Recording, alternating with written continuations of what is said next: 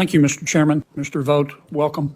Thank you, sir. In my judgment, I do not know a single person in Washington or outside Washington who knows more about the federal budget than you do. I used to read your suggestions during President Trump's first term, many of which Congress ignored. We shouldn't have. I am delighted that the president picked you. I have read that since 2019, the population of America has increased 2%, and our spending has increased 55%. Under President Biden, I wish him well.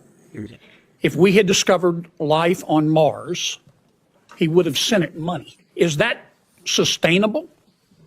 Senator, it's totally unsustainable. And the problem is that you go on these trajectories that we are currently on, and you don't know when you're going to get to the point at which you have some major problems as an economy, as a country. And we know that historically. I hope you'll start with the low-hanging fruit. There's a lot. When we sent out stimulus checks to save our economy, $1.6 billion went to dead people. And the checks were cashed. Obviously fraud. OMB has estimated that in fiscal year 2023, we sent out $1.3 billion of checks to dead people, which were cashed. Obviously fraud. When you die in America, your name is sent to the Social Security Administration. As you know, you become part of the master death file. Senator Carper and I discovered that Social Security would not share that information with any other department of government. So we passed a bill saying you have to share it with Treasury and other people who write checks, so we'll stop paying dead people. Duh. We got pushback, believe it or not, on the bill. We had to agree to a trial period, and that trial period ends in 2026. Will you help us make that program permanent so we can stop paying dead people? Yes, Senator. You served in Washington for years. You're going to be challenging the status quo. You're going to be called crazy. Many people also called Noah crazy. And then the rains came, and all the fact checkers died. You have to persevere.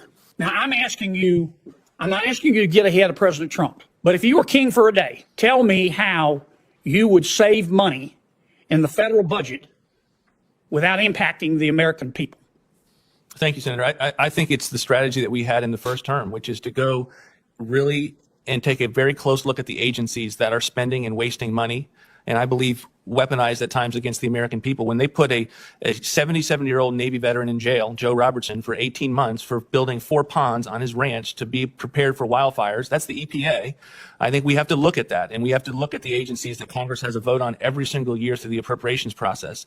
And then I think we need to go after the mandatory programs that Senator Cornyn mentioned that are keeping people out of the workforce because they have become not just a social safety net, but they have become a benefit hammock, and increasingly so in the aftermath of COVID, as many of these policies were impacting people's decisions to go back into the workforce. And I believe, and because we produced budgets along these lines, you can get sizable levels of savings and reforms that can lead to a balanced budget and get us back headed in a fiscal trajectory, not only that we would all be proud of, but we could say this is going to keep us from fiscal ruin. My time's expired.